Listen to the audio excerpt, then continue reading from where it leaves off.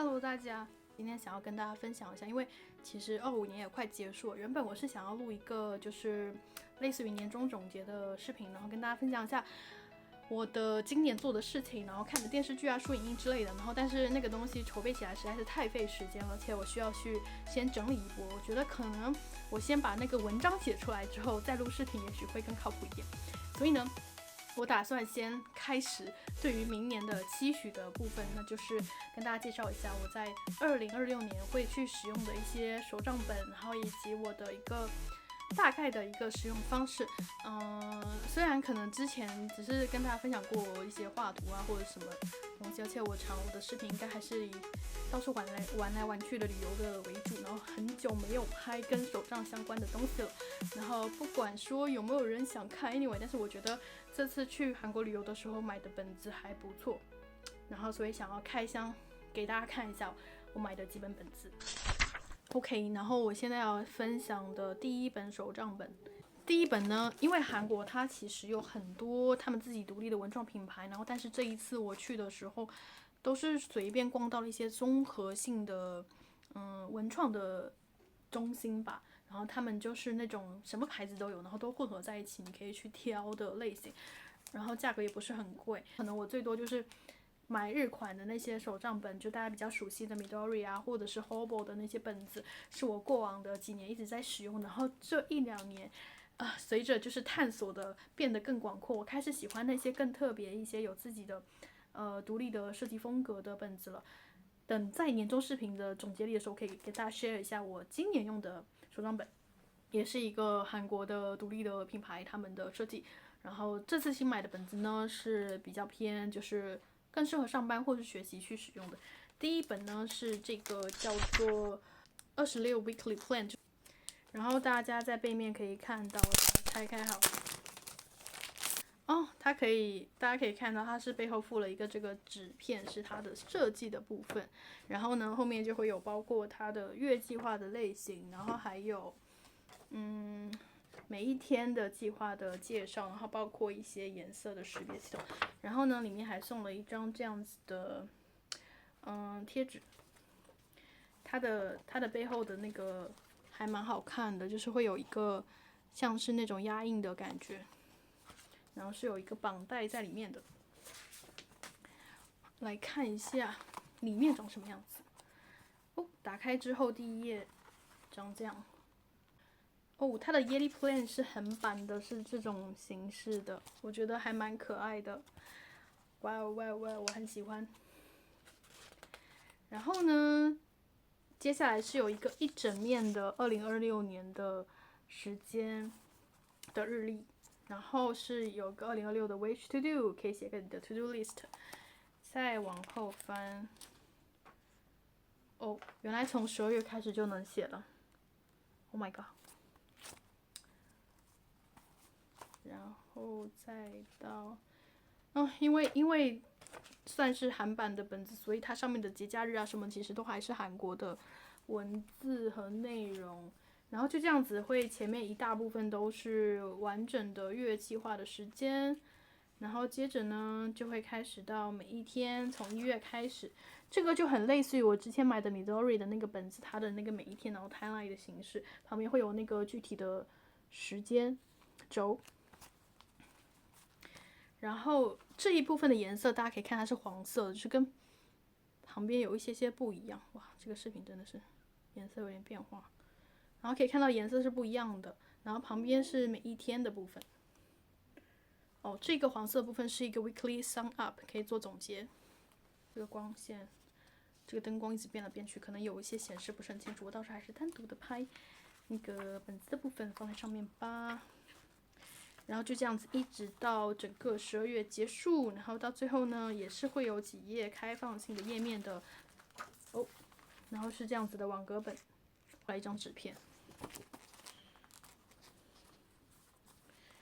然后最后面的一页是一个 personal 的 info。因为我以前的手账本经常性的情况就是，我会开始3个月的时候很认真去写。但是实际上等到我中间忙起来的时候，就会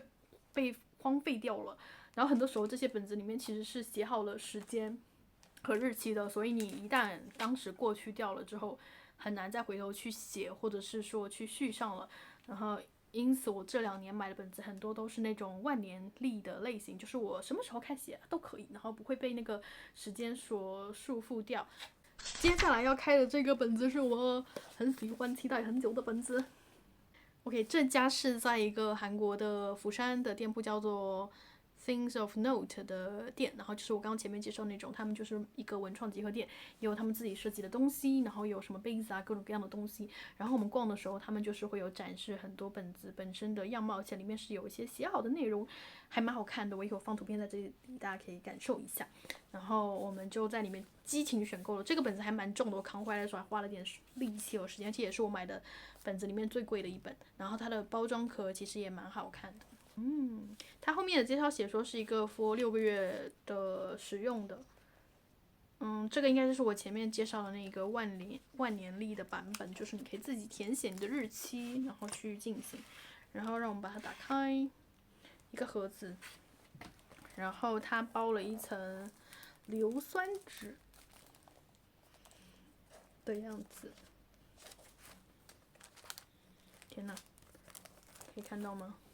是类似这样，包的还蛮好看的。当做 ASMR 来开箱一下。拿掉这张纸 ，OK， 然后它就是一个完全 purely 纯白的本子，和刚才那个一样，也会有一些就是，哇，天哪，这个曝光的好可怕，因为可能是因为本子是白色，所以那个光一照之后就有点不清楚。大家也可以看到这里隐隐约约有一些压印的，很有质感的感觉。然后打开，算了，我还是再加 video 进去吧。哇，它里面就是那种纯白，然后你可以自己写的形式。然后内页呢，就是类似于这样子的，常见的韩国的笔记本里面会有的形式，一个 daily 的内容，包括也是有 weekly to do， 然后按照每一天去写的。然后跟刚才那个不一样的地方是它没有那个时间轴的部分了，就是纯给你一条条横线，这样子一直6个月的时间，基本上整本都是重复的内容。然后到最后的时候呢，也是会有一个网格的空白页。天哪，太神奇了！我觉得我现在开完这本本子，我的感觉就是，一定是现场那些人画的太好看了，导致我背种草。但实际上这个东西需要你自己原创和写的部分太多了，没有那么好完成。OK， 所以这个是第2本本子。接下来是第3本本子。3本已经很多，我觉得根本写不完。我准备1本，我一般是1本会去记我每天要做的事情，然后做一个日计划。然后还有1本是做就是有点像小日记的感觉，可能每天有些感想啊，或者是一些旅行的东西往里面写一写。然后还有本就是类似于是记录本，就是你的输影音的那些东西可能会记在上面。所以他们3本的分工。以前呢，我这些东西可能都是汇总在同一本里面的。然后记录的部分都是用电子的一些笔记的软件来去进行，但是这一次因为本子太好看了不舍得，然后就都留来给自己用。然后这一本它的包装也蛮可爱的，大家可以看到，然后还有送很多的那个贴纸的部分。让我来把它打开来看一下里面长什么样子。这个呢就是刚刚说的万年历的另外一个版本，所以我今年其实只买了1本是必须写日期的。其实还有另外2本，但是那2本送人了，还有1本是我还没开，然后它就是完全是工作手账类型，一会儿给大家看一下。这一本呢，它的形式还蛮可爱的呢。首先它的 yearly plan， 然后是这样子的格子，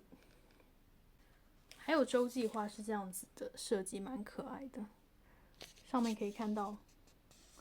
然后加上侧面的一周一条横版的设计。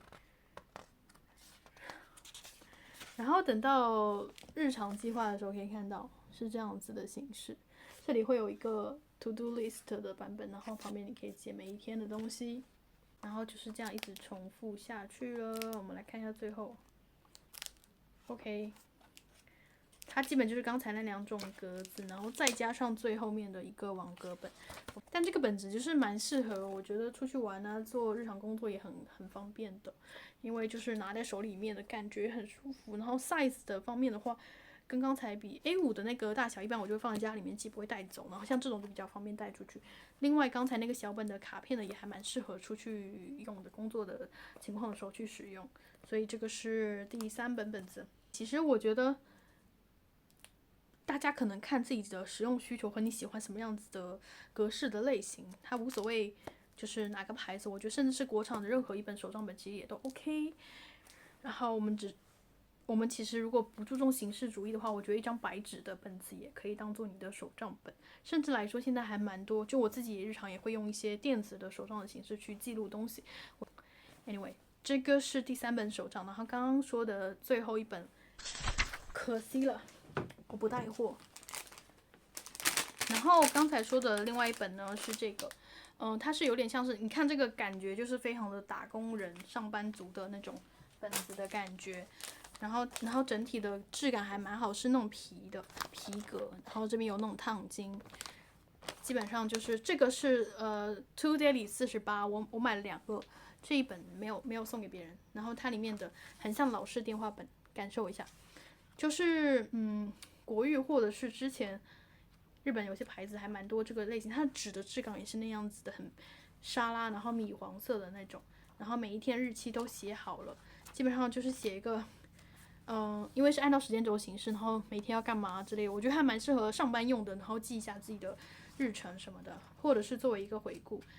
因为有时候就是你的 plan 和实际发生事情可能是2件事情，所以我自己可能倾向于需要2个时间轴的东西来记，然后第一页呢是这样子的一个日期的形式，空白的这个随记的部分，然后以及还有记电话的韩国的电话号码，还有人名的一些信息，蛮有意思的，好 local 啊。最后还是个人信息的一些 memo，同样的不做品牌的介绍了。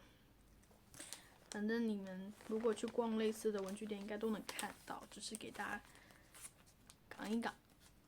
好的，然后这是今天的手账开箱。如果你有任何想要了解的信息，可以在评论区留言，我能够知道的话就尽量答复大家，不知道的话大家就当看了个乐子吧。这个视频就到这里啦，带我去激情准备一下我的年终总结视频吧。好的，就是这样子，那我们就拜拜了。